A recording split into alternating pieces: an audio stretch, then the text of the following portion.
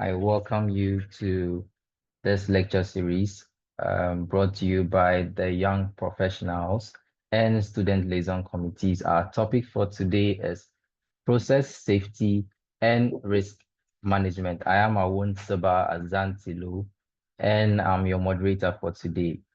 Our speaker for today is Mr. Jasu Yahaya, HSE Manager at Ghana National Gas Company, which we all know as Ghana Gas. Moving on to our program outline, as you can see, is very concise and straight to the point, and we'll be out of here in no time. But take note, we will not leave here the same. We will leave here with so much knowledge in our day-to-day safety. Quick house rules. Kindly mute your microphone when you're on call. And right after the lecture, we'll be having a question and answer session. Kindly use the raise hand icon if you have any question, and we will attend to you. All questions and contributions along the line or after the meeting, you could put that in the chat and we'll also attend to you. SP Safe Start. With the emergence of technology and data science, we need to be aware of all these things. Account security, we all have a Zoom account, and that is the only way we are on this call today. Our means of communication, we really need to secure all of that.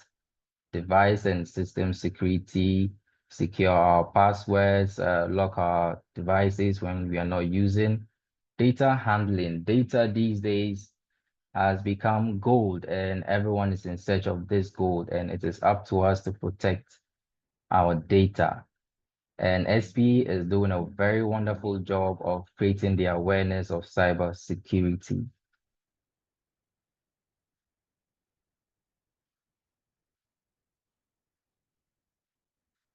Now, welcome to the icebreaker session. In this session, we'll have a quick quiz. Stay tuned and enjoy. Everyone should participate in this quiz. You really regret it if you do not join. There's going to be an adrenaline rush to this quiz, and you would regret if you miss it. And so let us find the link in the chat. Let's all try and participate. We are a number on the call right now. Let us register with our nicknames and start.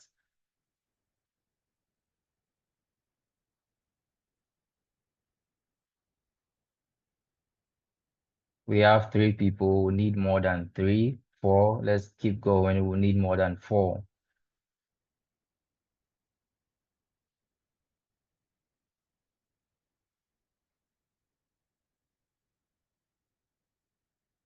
Okay, number is going up. Let's get to 20 if we can. Let's get to 20.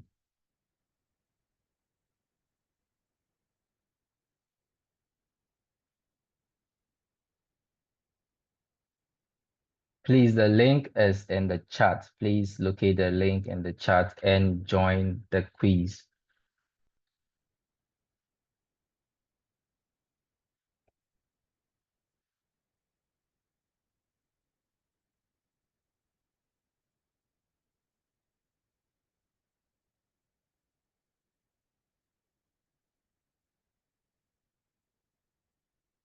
We have 9 people. We can do better than that. Let's make it to, okay, let's make it to 15, please. Let's make it to 15.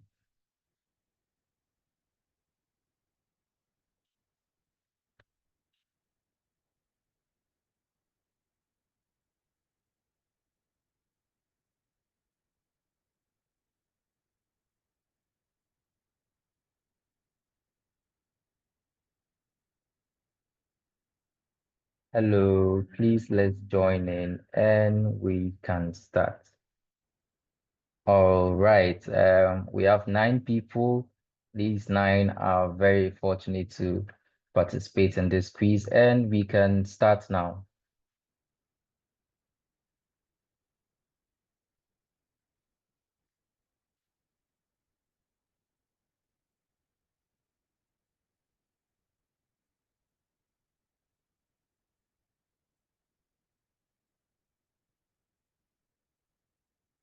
Okay, Fred is leading. Let's go.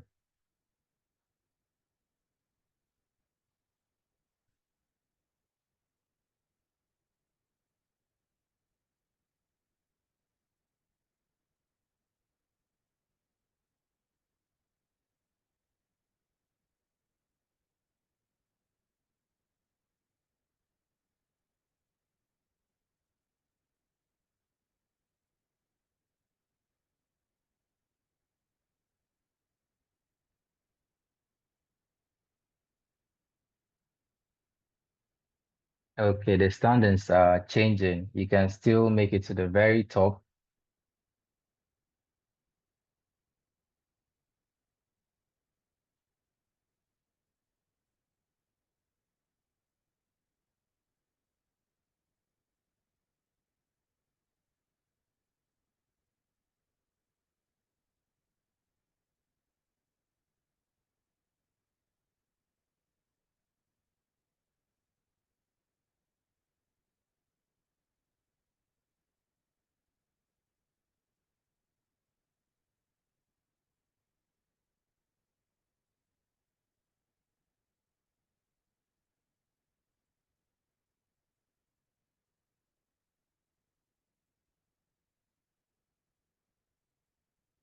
Okay, skills in the lead.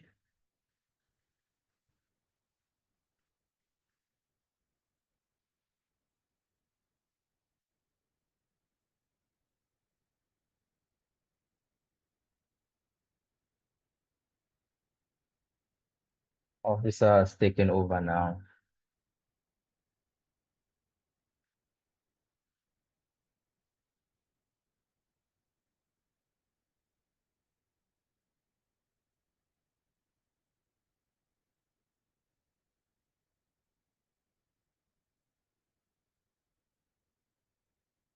Keep going, keep going. The winner is going to get a gift. And so we have two more questions. Keep going, finish hard.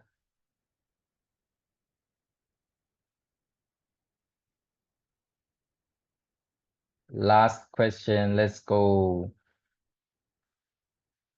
Who takes the gift?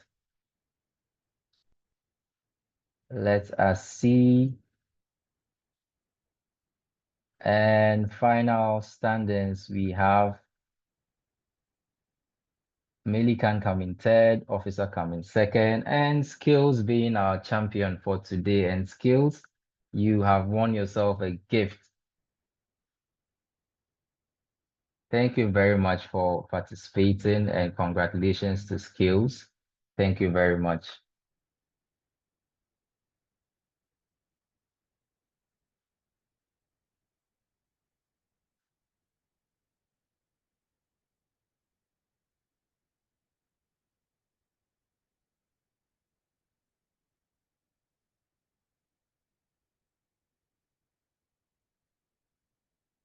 So moving on with the drums rolling right now, let us welcome our Young Professionals Committee Chair, Yao Frimpong Kodio Sapong, to give us the opening address. Yao, if you're on call, the floor is yours.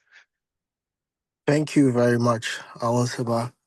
Thank you all, distinguished participants and colleagues and industry leaders and future industry leaders for joining this particular webinar.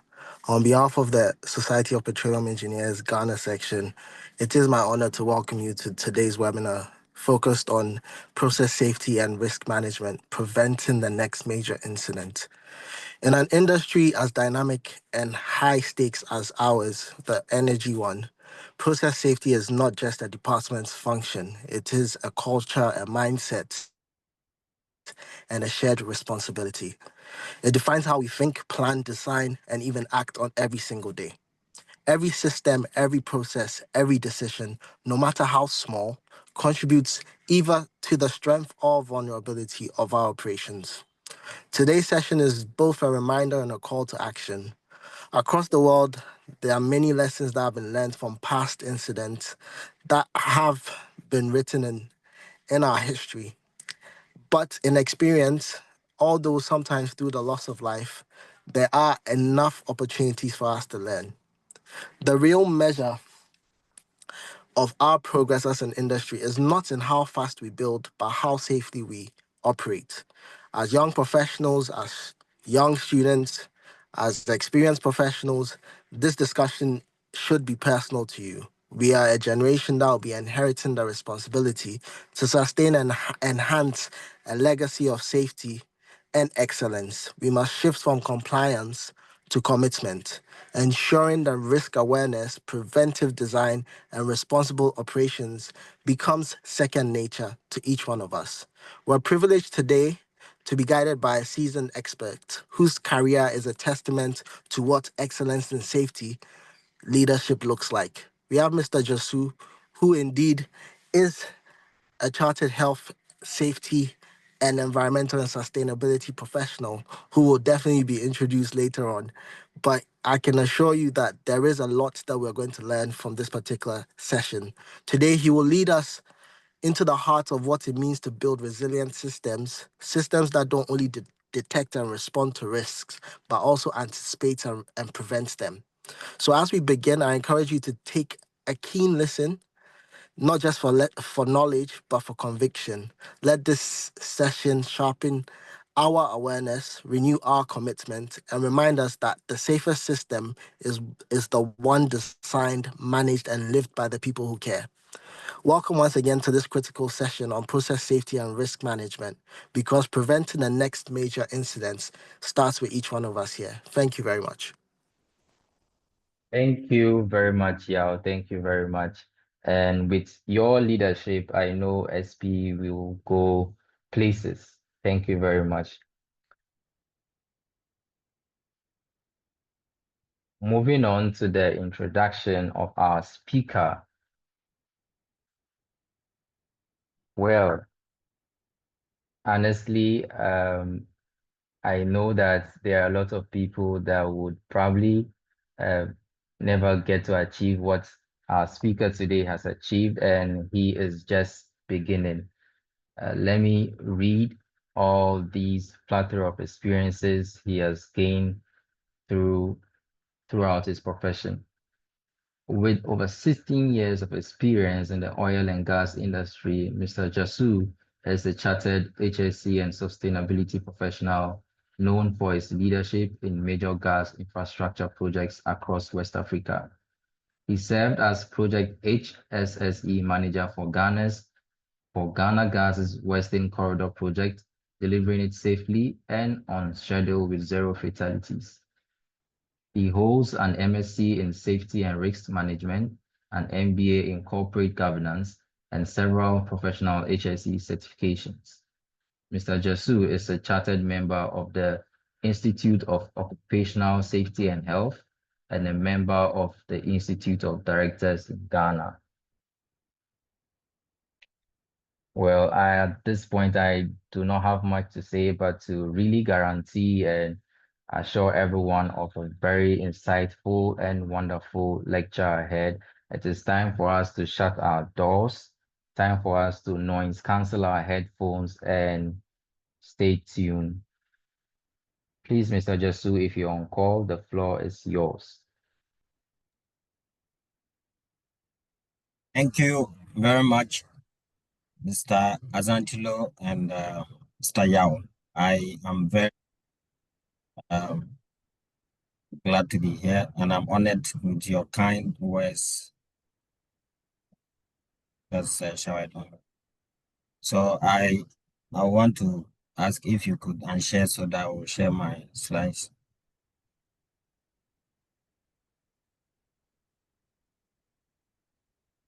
Okay, you could just go ahead and share, please. Okay.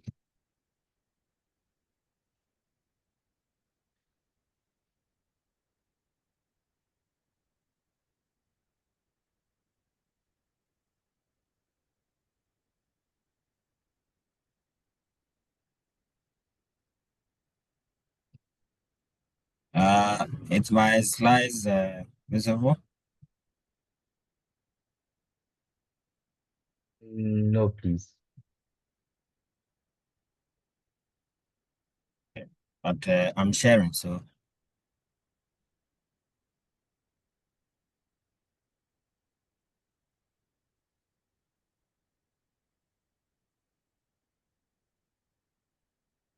So maybe I unshare and share again. Okay, okay.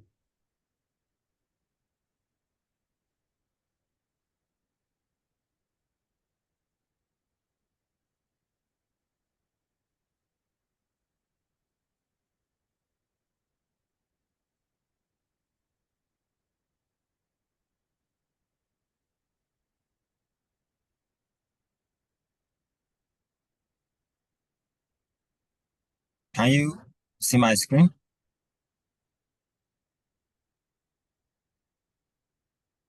Not yet, sir.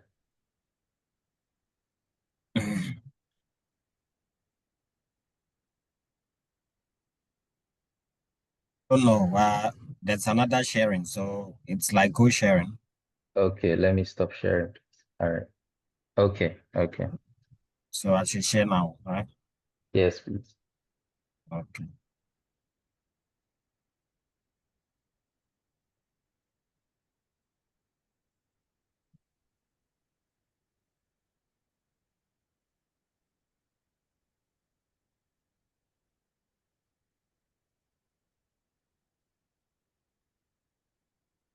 Yes, it's clear. It's clear now.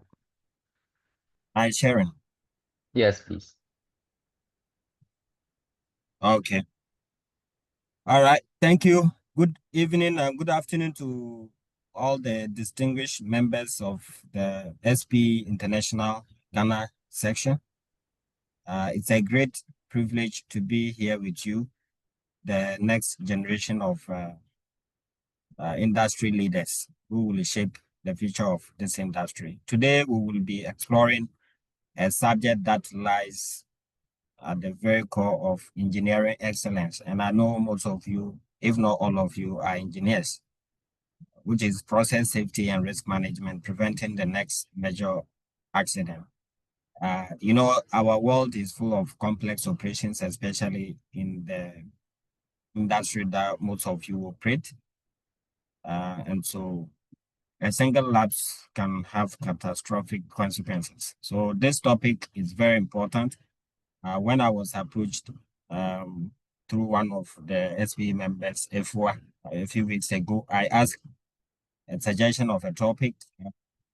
This was proposed, and I think it's an excellent topic.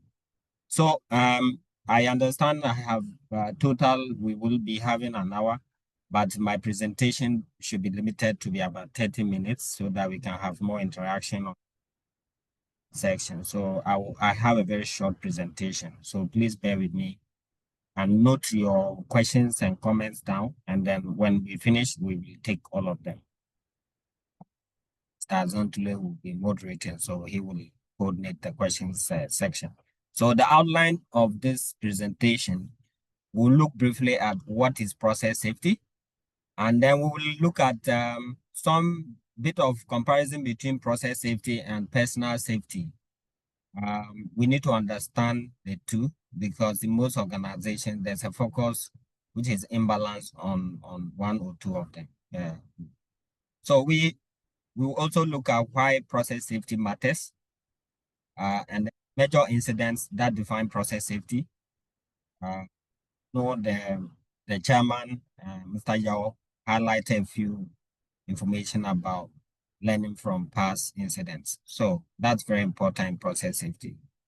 We will look at the briefly process safety layers of protection in particular. Look at a brief safety case on the BP Texas City Refinery explosion, which happened in March of 2005. There we'll look at a few things to take away the way to manage process safety.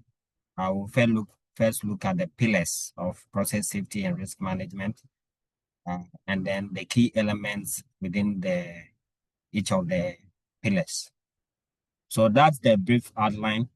So moving on, what is process safety? As an engineer, I'm sure most of you have gone through courses that include this, and in your working life, you've heard about process safety. But what is process safety? According to the Center for Chemical Process Safety, process safety is a disciplined framework for managing the integrity of hazardous operating systems. and processes by applying good design principles, engineering, and operating practices. So please take note of the keywords in process safety, starting from design, engineering design, and as well as operating principles.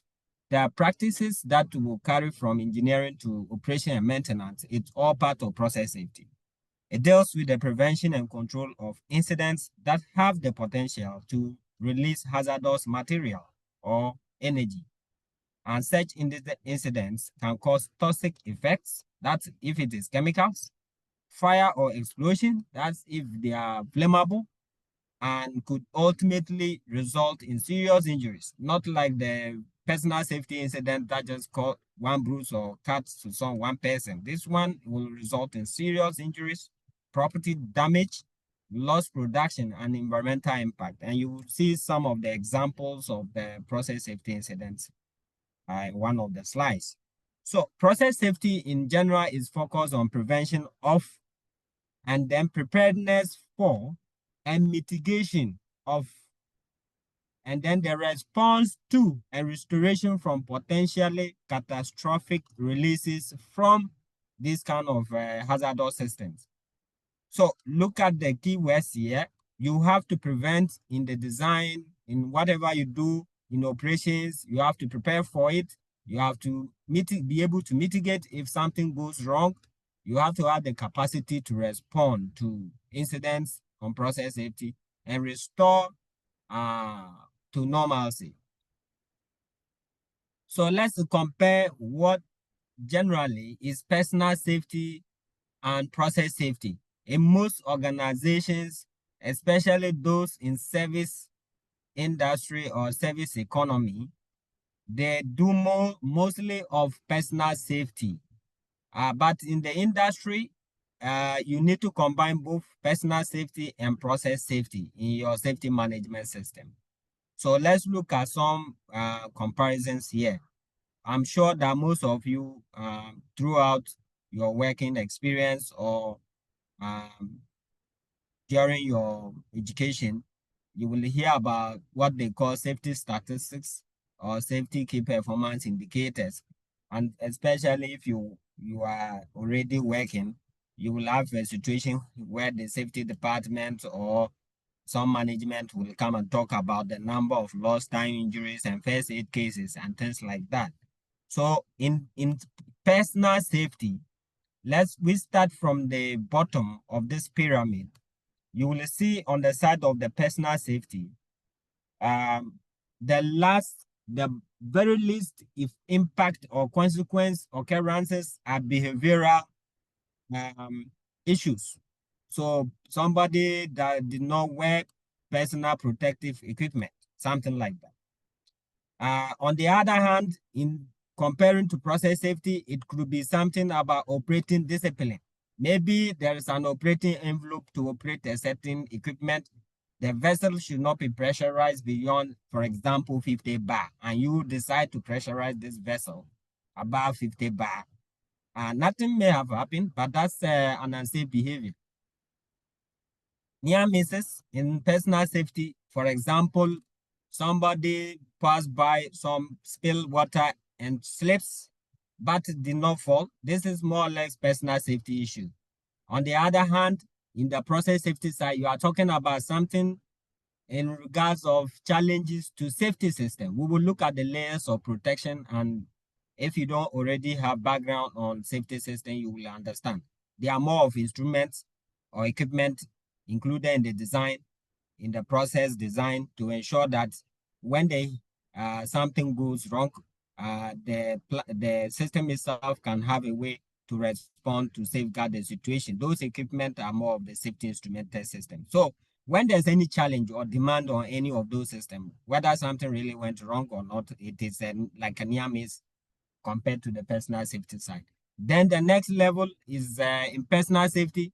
Now it's not a near miss. You slip and you fell, and let's say you strain your knee. So in this case, you have to be taken to hospital for some treatment. So they will take you to the doctor. The doctor will examine you and then just apply some painkillers and tell you that, well, the strain is not serious, So, gentlemen, just go back to work and apply this ointment, and you are fine. On the part of the process safety equivalent, it could be something that results in a release of the hazardous material. If it is gas, liquid, or chemical, it is released, but the release is not significant in this case. Then we move to the next level. In the case of personal safety, in this case, you trip, you fell.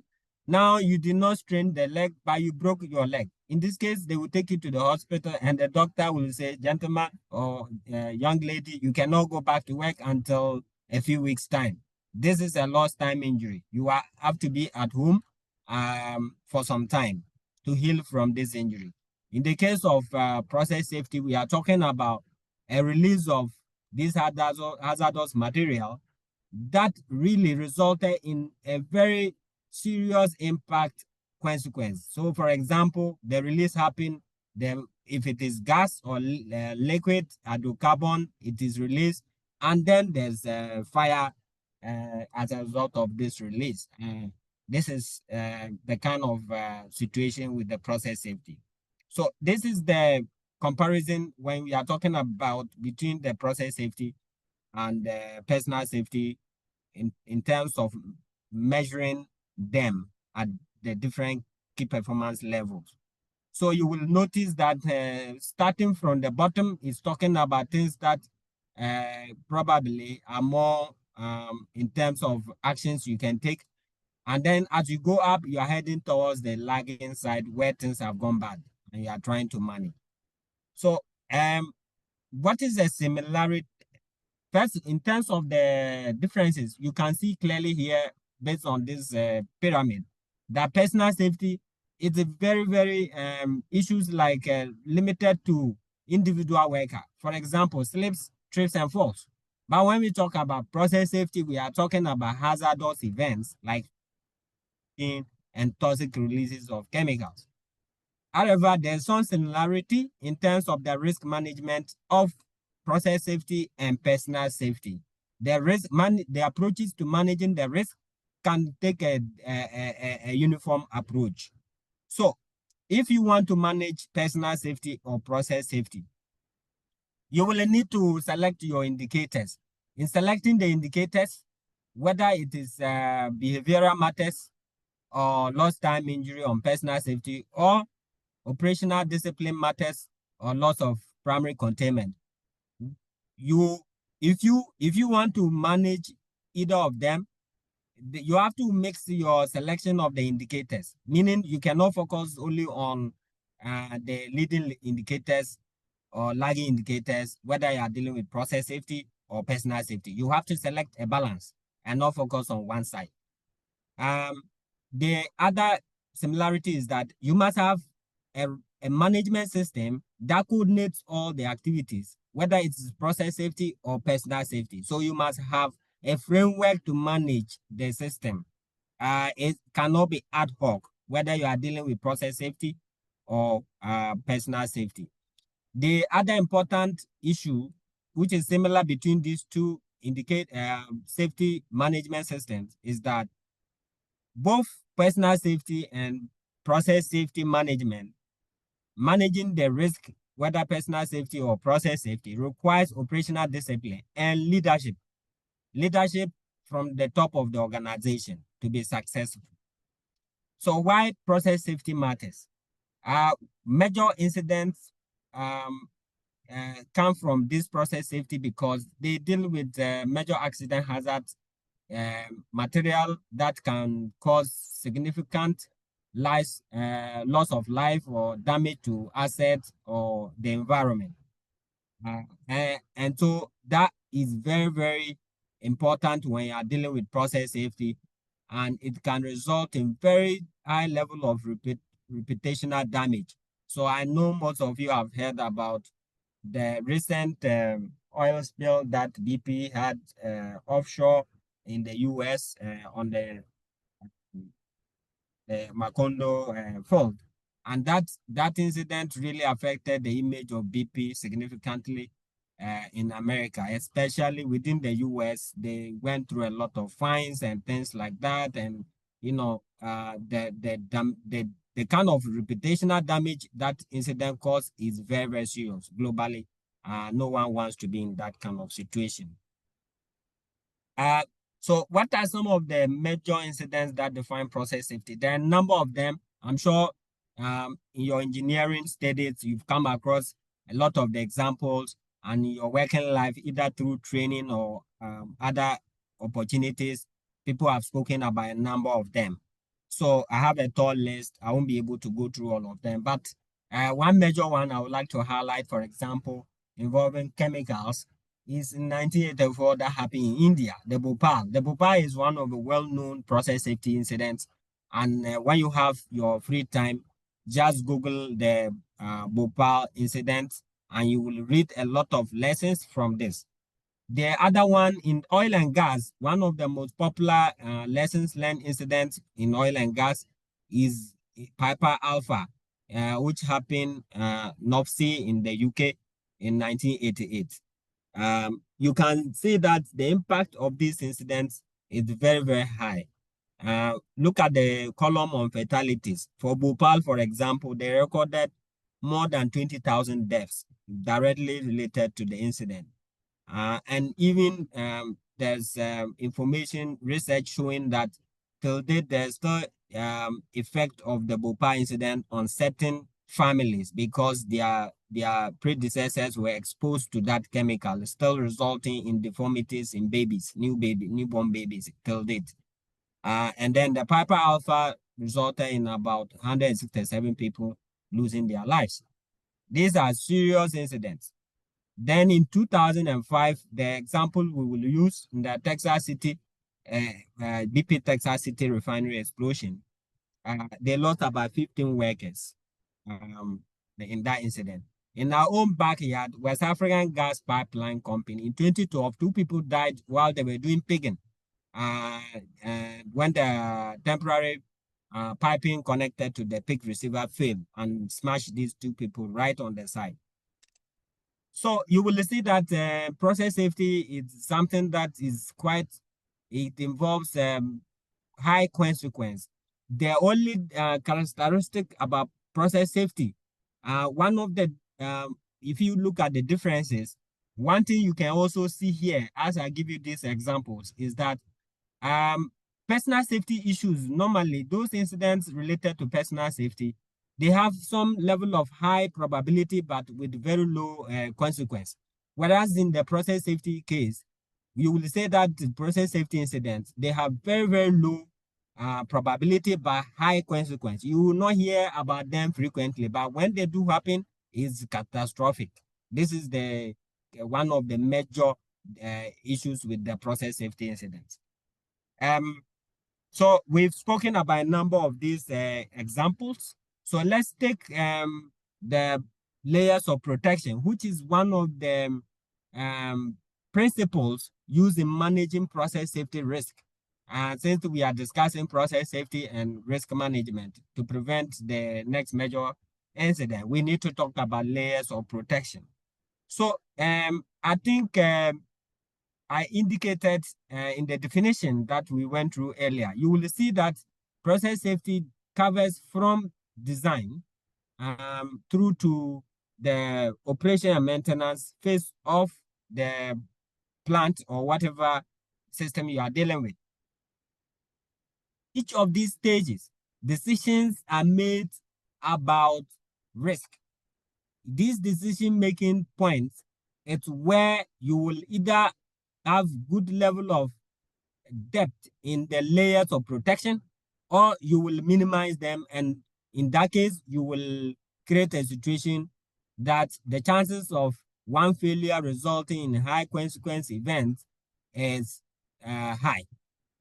I don't know how many of you have heard about this model, Swiss cheese model in incident investigation, where there's this theory that when you have certain layers that prevent some incident or in bad energy traveling to vulnerable points, those layers, all of them, none of them is really perfect. But what makes the difference is that you should never have a situation the weakness on one layer is aligned to the weakness of the next layer and the next layer. In this case, you will have the consequence happening. So one small incident and then it will escalate through the system and there will be major impact. So that is the concept of layers of protection. So let's look at some of the, for those of you who are not really done this as part of your engineering or whatever program you have. The examples for layers of protection in process safety. So let's start with the design. In the design phase, they will consider a lot of things to mitigate, for example, for pressure. If the system is something that operates with pressure, okay? So the selection of the material will take into consideration that it can withstand the pressure. They will also consider if the system, the pressure do escalate beyond the point of the material, what will happen?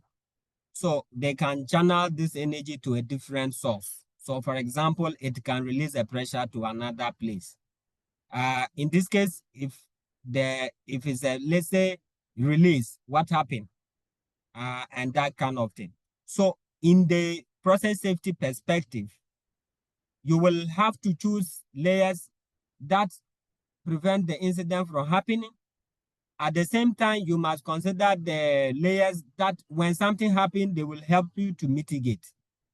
So you must have system to quickly detect when something goes wrong and something to help you control and respond to the incident quickly so that it doesn't result in a major consequence. So in the design, you will take care of certain things in the material selection and things like that. Then you have to train people, your operators, your operations team, maintenance, and all that. You must train and qualify them. This is all part of the layers because they have to be able to prevent incidents. And when something happens, they should be able to respond. In this case, also for the design, they will consider containment. So for example, if it is a vessel or a tank, they will put a bond around the tank. And so when the tank, something happens and the tank shell fills, the containment that it's carrying will not just spread anywhere, but it will be contained within the band. So when there's a release, you need to be able to detect the release quickly. So in the case of oil and gas, for example, you will notice that they will put things like gas detectors and fire detectors within the installation as part of the design. And then you will have the engineered safety solution, like I was talking about, the safety systems that help to act to this incident where when it happened, they will respond automatically. So in the case of plants, for example, when the pressure escalates beyond a certain point, for example, there will be instruments that will instruct the system to shut down, for example. These are all layers. And then when something really goes on and there's fire, for example, you need to be able to respond. If there's a release, there need to be fire ability to respond. Maybe if it's fire, fight the fire. If it's a gas leak or oil spill, you need to be able to respond and do the cleanup. So let's use the pressure case to look at the layers of protection, process safety design. I was talking about the Swiss cheese model. So these holes, you see about these plates here, about 6 of them, and you see small holes through. Now each of these is a layer. So if you take from design, you are designing a system to comply with certain industry codes. So those codes act as a layer because it helps you choose the material and the strength and whatever that is required. Then after that, you will do some risk assessment. So in the oil and gas, hazard and operability study is one of the key things that will be done at the design stage. So they will review the design based on scenarios or failures. Then you will look at whether there is enough protection for that kind of failure in the system. Then you will consider things like the control system that is okay to operate the system. So they will put, for example, automatic control valves and pressure control valves. If it's a flow, for example, they can define that when the vessel is rising to above 60% full, start closing. If it is becoming empty, please open full beyond 80 to 100. That kind of thing is part of the basic control design and it's part of the layers.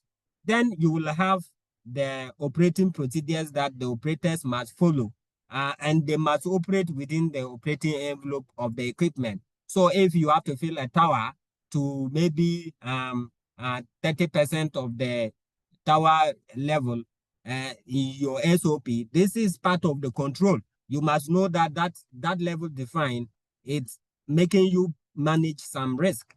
And then you will have a situation also, some layers will be considered when there's a failure and you fail to determine that the level is high and you continue to fill the level. For example, you probably have a level switch that will trip the system.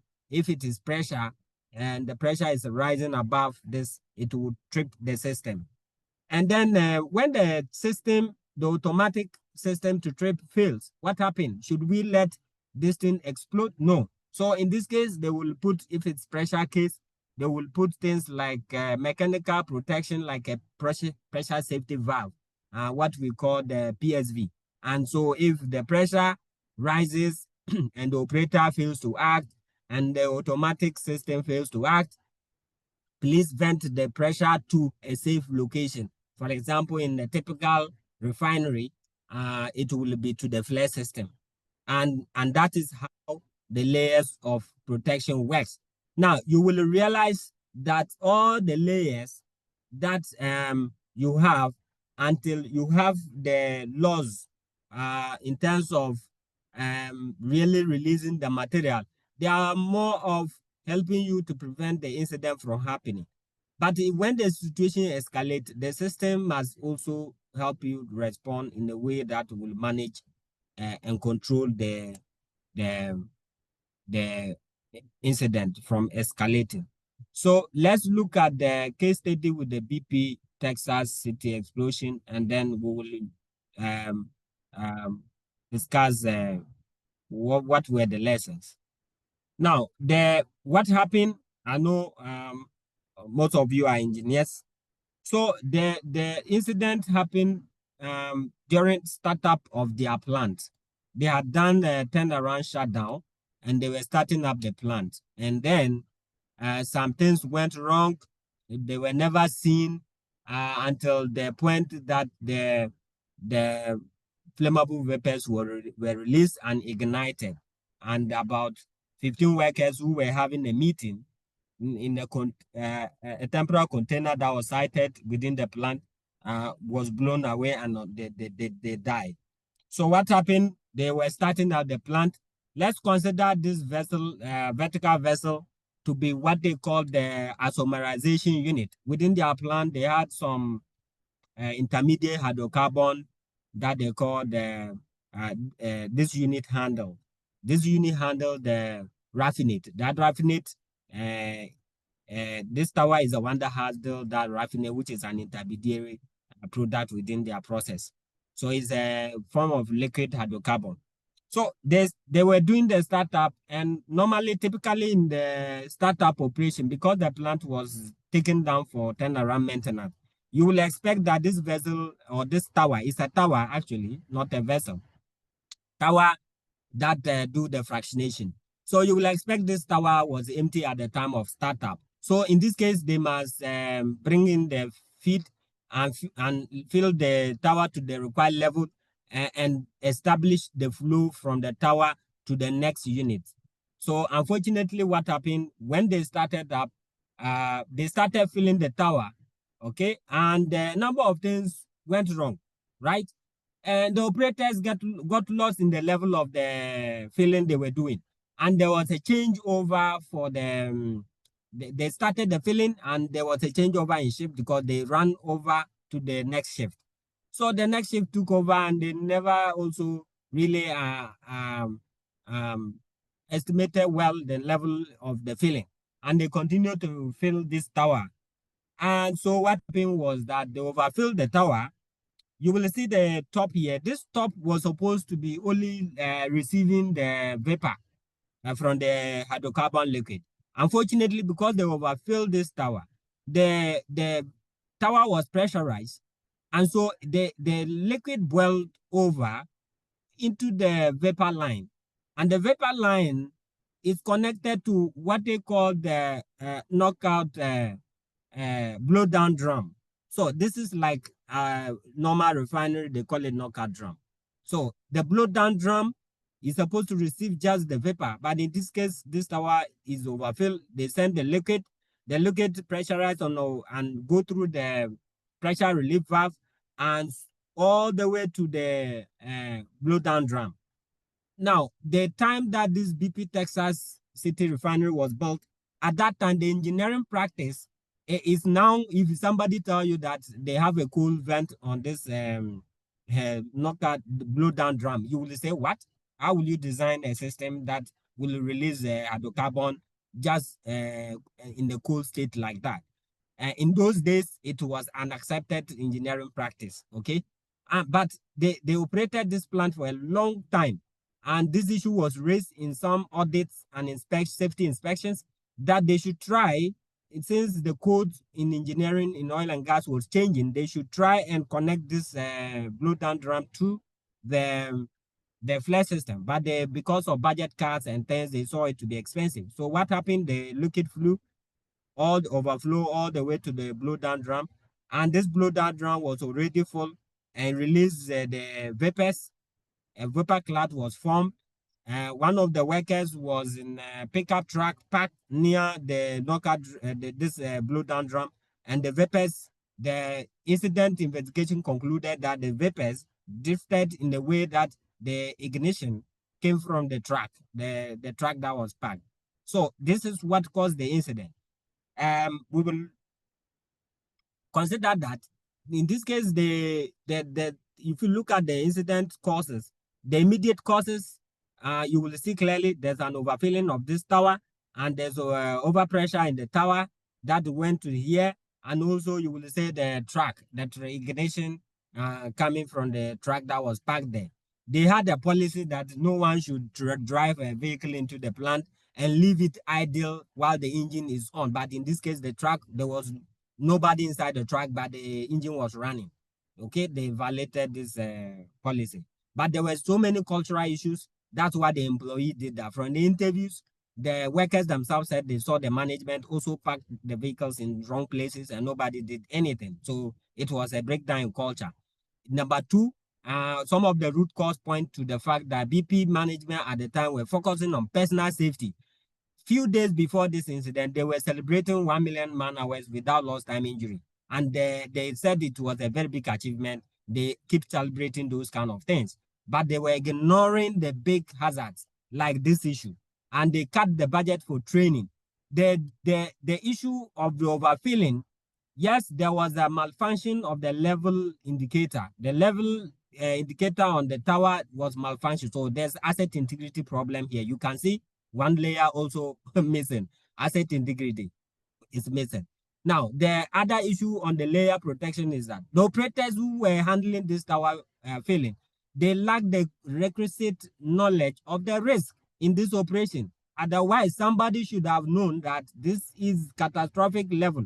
Because you are pumping the liquid into this tower, you should know the size of this tower. And the amount of flow you are pumping for a whole number of hours, you overfill this tower and nobody knew about this. So training was a problem because BP management had cut training budget more than half, and they prioritized the training, and the process safety was treated as a secondary. The person who was in charge of process safety was not even in their management team. It was somebody at a supervisory level, but in their structure, because it's a high level, deep organization, this level is not anything compared. Even the guy doesn't have the interface with the plant manager. So this was the person taking care of their process safety matters. And you will see that these kind of root causes, it contributed to this incident. So what are some of the pillars that we need to consider in managing process safety risk? There are 4 key pillars that you must have if you are implementing or trying to manage process safety risk. One, the first is leadership commitment.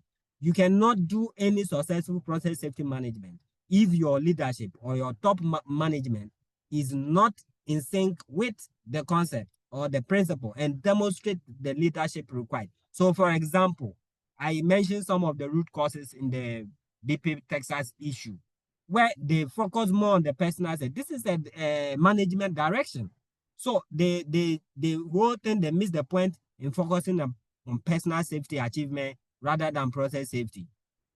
They cutting the budget on the important matters. For example, the money required to connect the blowdown system to the flare, they could have allocated money to do that, but they saw that to be costly, right? Training, they cut the training budget because they want to make more profit. And also, you will notice the culture issue about the management themselves not leading by example. The operator training is a questionable issue because the operators were not that experienced. And there was over pressure also on them to run the plant. In fact, one of the things that made them make so many errors was that there was pressure from the management to run the plant as soon as possible to start production. And these guys were they were fatigued during the shift and also lack proper supervision. Their supervisor in that morning before the incident, the shift lead was late to work. And so the whole operation was a bit mismanaged, and that caused the incident. Hazards and risks must be understood properly. So you must, we said in the design, you will do risk assessment, in your operation, you will assess the risk, and you must manage this risk. Then you must learn from incidents, and in process safety, it can be very costly to be waiting to learn from your own experience. So in process safety, the most important learning point is from the industry, not your own experience, because the day it will happen, maybe you will not survive as a company anymore. I give you example, the WAPCO incident that killed the 2 people. They killed the 2 people in Takoradi, but I can tell you, it nearly threatened the business of West African Gas Pipeline because they were down from the time the incident happened in July 2012, and they resumed operation sometime in 2015. How many companies can survive this long duration without making revenue and still paying workers? You know, so this is a very, very important matter. So let me briefly look at some elements within the pillars. You need to apply these elements within each of the pillars. So leadership commitment, as we mentioned as a pillar, what you need to do is that the safety culture must come from the top. They have to walk the talk and not pay lip service. You are cutting the budget in the most important areas. How do you expect the system to function? The compliance with standards. If the industry has moved on from cold blowdown vents to flare system, why you will not spend the money to connect the blowdown to the flare system and you think you can manage this risk? This should have been done long ago since the flare system was introduced. Then process safety competencies. So you will notice about the operator errors. Those operators were not so well trained, so they don't even understand the risk involved in this unit. That's why they made a lot of errors, right? In decision making, the worker involvement are very, very important because the workers complain about certain things and they were not taken into consideration. So they felt, well, they are not that important. And stakeholder outreach, very important in process safety management. How do we understand the hazards and risks involved in process safety? You can only do that by conducting hazard identification and risk analysis. So in the design phase, you probably will do process hazard analysis using the HAZOP methodology, LOPA, to assess the level of layers of protection for different scenarios of the incidents that can potentially credible within your plant. And then you will apply the level of protections that are enough to control the incident. You need to have a way to manage the process knowledge that is being acquired over the time, and make sure that there's continuous training of the workers. Managing the risk.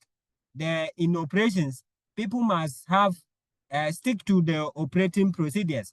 One of the causes of the BP test, as I said, operators made a number of mistakes. In the investigation, it was found that they used a shortcut even in filling the tower. They didn't use what was in the SOP itself. They actually adopted a shortcut to fill the tower much more quickly. And there was oversight on this, resulting in that overfill. So sticking to operating procedures, very important. Permit to work, very, very important to adhere to permit to work for all non-routine works. They must be properly assessed, controls put in place before they are permitted. Asset integrity and reliability. If the level indicator on this tower was working, and it's easy to read the level, I am sure the operator in the field will know that the level is too high. But because the asset integrity management system in BP is very, very weak, instrumentations were being faulty and nobody was maintaining them. Contractor management, also another critical important point in process safety, because contractors are involved in high-risk work activities during the turnaround maintenance, even though this incident in BP, it didn't relate to contractor work. But some of the workers who died were contractors who were working during the shutdown. Then training and performance assurance of the workforce, very important. Management of change, another critical point.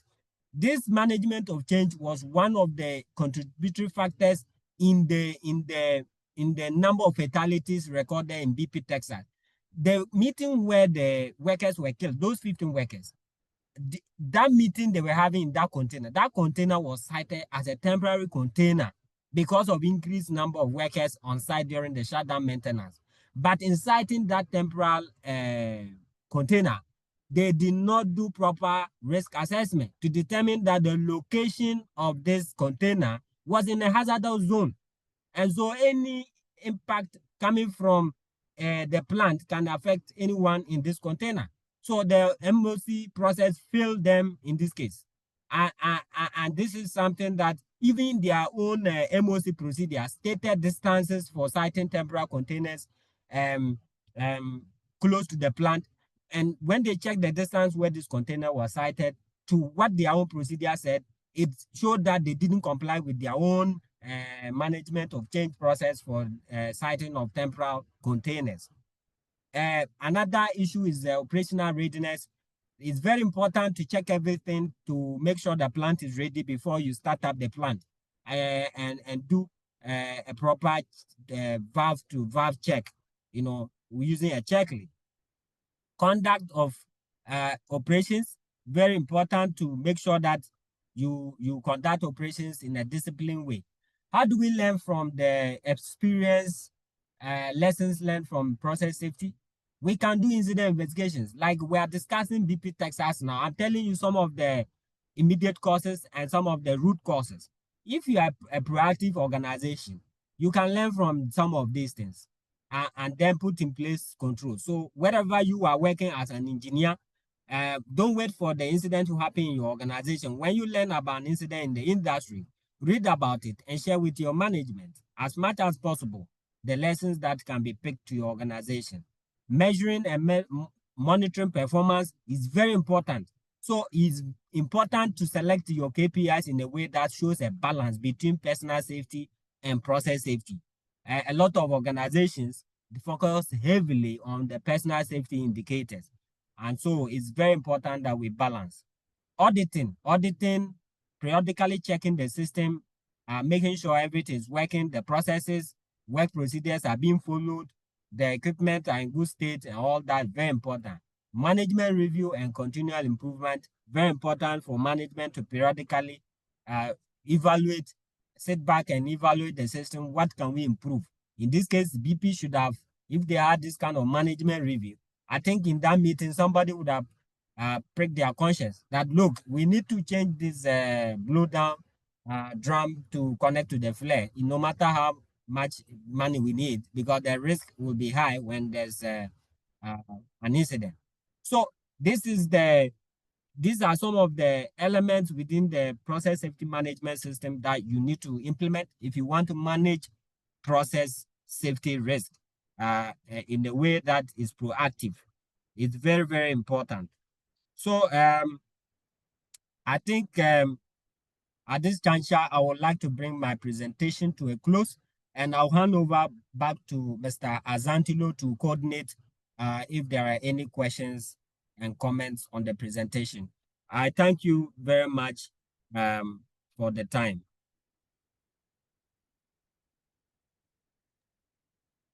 Thank you very much, Mr. Jasu, for this wonderful presentation. Thank you very much. And I have reliable information that today is your birthday. Am I right, Mr. Jasu? Who is the one gossiping? Yes. I've seen a number of my team members, so I'm sure you are getting this information from one.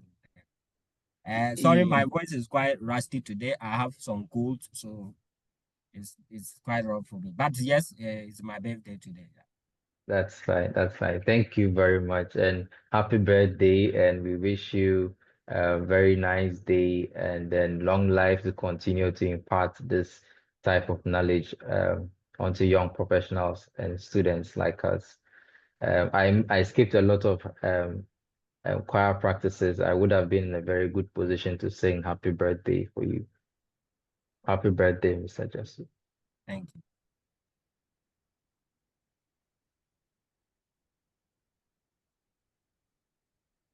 So it is time for our question and answer session. And let us start asking all our questions. For me, I was intrigued by one particular idea. The fact that, Mr. Jesso, this is a question. I'm going to build up to a question. The fact that these process safety incidents are unlikely to occur, but then the impact can be very devastating. And the fact that I had a lot of individual involvement in all these incidents that occurred. And even if we, for example, the overpressure system, if we put all the mitigating measures, our last line of defense, our pressure relief valve, it still has a lot to do with the individual component. That is, the individual needs to inspect this relief valve to make sure there are no blockages and all of that. But how do you consistently do something like this, knowing very well that it is not, an incident might not occur the next day? How do you stay disciplined to continue inspecting these things every day and inspect them very well, not just taking a check box or something, but then just inspecting? How do you stay disciplined? That's my question, Mr. Just. Okay, thank you very much. So, Mr. Asantilo, one of using the inspection issue as an example, you know, the layers of protection, there's something in the left side I showed as codes, right? In the industry, there's what we call the codes and standards. So things like inspections actually are defined by the codes and standard, the frequency for inspection, different type of system and equipment. So the first thing is that you must comply with what the code says. It doesn't matter if you inspect today and it is fine, and you are supposed to inspect in the next 6 months. You must carry out this inspection. Otherwise, you are missing this layer of protection. So, because that's what will help you catch something early. The thing about risk, Mr. Asantilo, is that that's been one of the reasons why sometimes the top management are able to shift attention to something else or cut the safety budget. The main problem with the safety is that I can tell you, it's not a discrete thing. When we say it's safe or it's not safe, safety is a continuum. You cannot at any point say for sure this will happen. You cannot. So that's made one of the I would say miseries in safety management. because you cannot pinpoint. You can make a point and give your estimate of the risk, but it is a continuum. But this same misery is why you must act like nothing is really that safe. So you inspect today is good, but it doesn't mean it's really that good. It can fail the next time. So this is what I can say to your question. I don't know if what I've said is answering what you really are looking for. Yes, please. Yes, please, Mr. Ajasu. You've answered this question very well.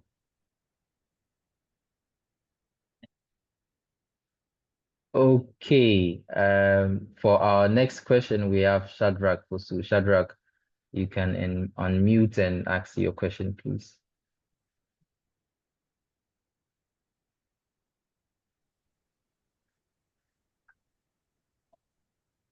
Hello. Hello, yes, yes. Yeah, Yes. please, can you hear me? Yes, please. We can hear you, Shadrach. Yeah, thank you very much. That was a wonderful presentation on process safety. Yeah, so I want to find out from your presentation, I think you show the layer of protection. Okay, as engineers, it is very, very important to understand how best we can safeguard and determine risk occurring that will lead to maybe accidents or incidents. But then when you show the layer of protection, from engineering perspective, I had wanted to see the safety instrumented systems from the layer of protection that you showed, because from engineering perspective or process design or process systems and analysis, we are looking at the basic process control system. We have the alarm and then operator intervention, the safety instrumented systems, the physical protection, that is the relief devices and the rest. Then we'll be looking at the physical containment, the bans, the fire and gas system, and then the plant emergency response. And then the final one, the community emergency response. The one that you show from where I sit looks more like the process safety management layer of protection. But from the engineering perspective, how different is that one from what I have stated? Okay, are you talking from this slide? This one I'm showing. Can I see? I'm not seeing it. If you can. Yes, please. Is that the slide? Yes. This one. Yeah. Okay, so this is just it's an adapted form of layers of protection to give some basic understanding to different kinds of audiences, not just engineers. But Okay. the point you are making is still covered in this one as well. So you will see the layers in the green side. This is the layers that should prevent the incident. Now, when you talk about alarms means the thing is already happening. Okay, so you will see that the alarm warning devices here in the yellow box is the alarms. Okay, so this is the one that will trigger the alarm to alert the operator. Okay, that something is happening. But when the operator receive this alarm, he probably might have been busy or incapacitated or unable to respond quickly. In this case, you move to the next layer, which is the engineer safety devices. So this one, engineer safety devices, is what you are terming safety instrumented system. Okay, are we on the same page? Yes. Are you okay now? Yes. And then the last one is the emergency responder community. You see, when incidents happen, it also affects the environment and then the community. Do you get it? So when you check the bar below, you will see response below the red box. Okay, here the response here means emergency response. All right. So from detection, the detection starts from when the alarm gives the warning. Then the safety instrumented system will kick in for mitigation and control. But if they fail, then you have real incident. In this case, you will do emergency response. And I think I was talking about firefighting and things like that. So I used the gas leak, gas situation, and I was talking about fire emergency. But if it is chemical, for example, your emergency response will include community evacuation. Even with the gas, if the gas leak is too much and there's a nearby community, the response could include evacuating the nearby community. So the response covers every action relating to emergency response. Is that okay with you? That's fine. All right.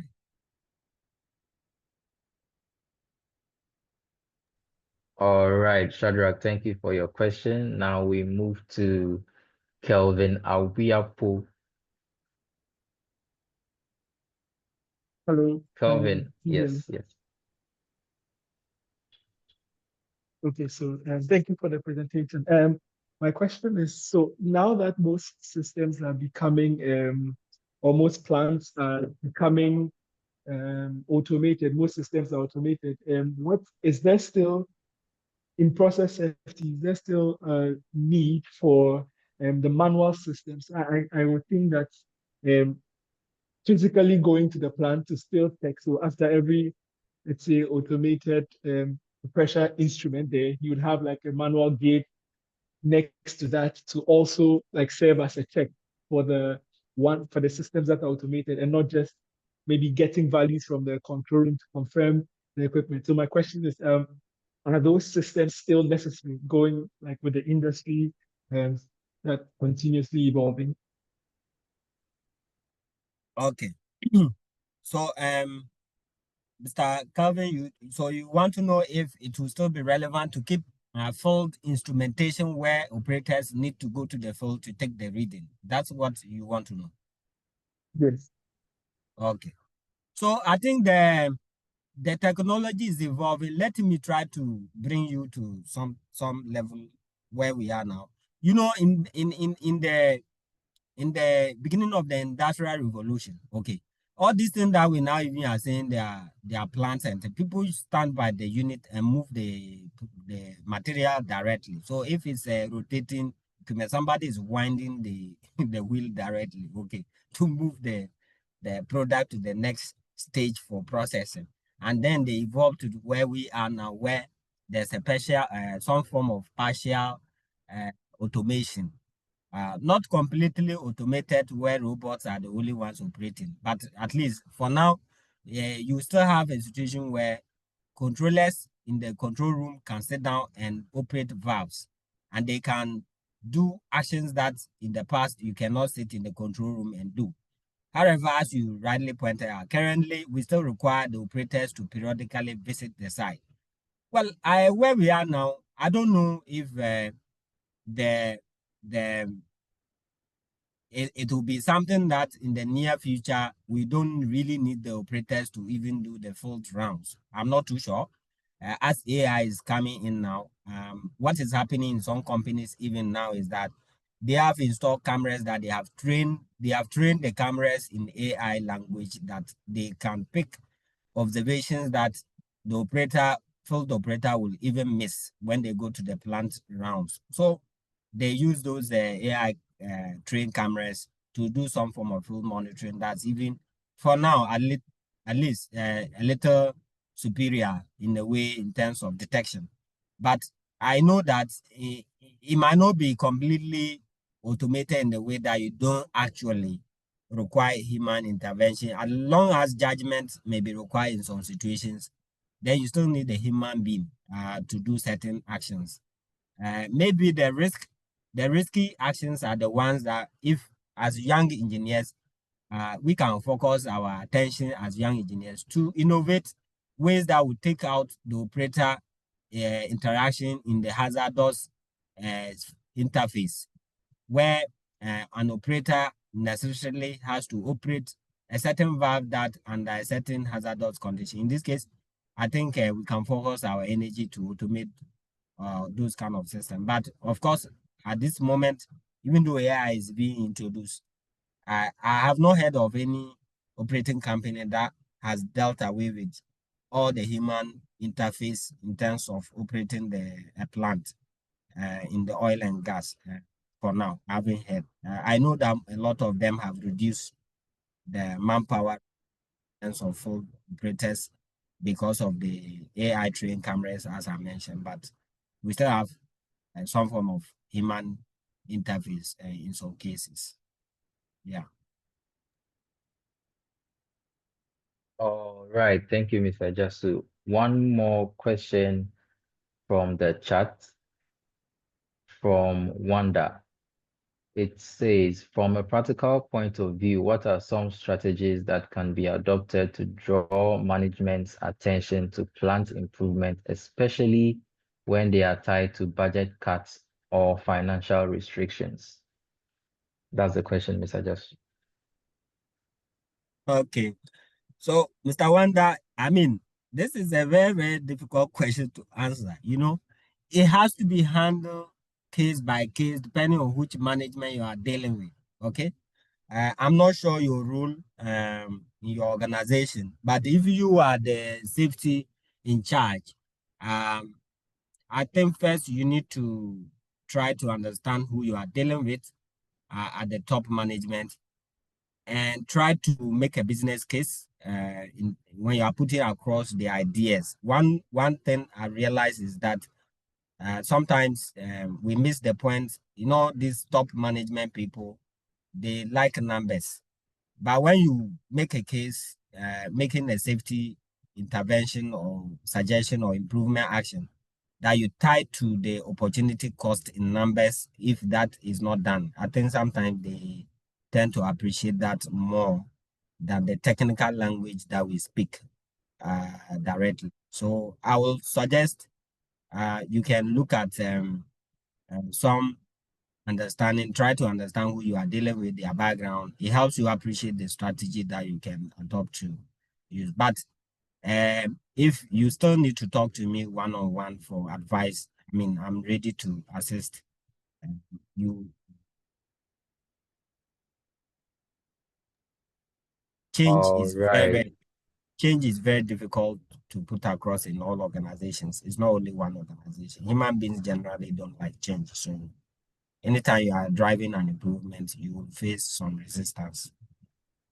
So you can take my contact from the facilitators, and then if you need to talk to me a little more about your specific case, we can discuss. Thank you. All right. Thank you, Mr. Jasu. You've answered all questions very well, and I think we are all satisfied with this presentation. Without further questions, we'll proceed to finish the rest of the plan.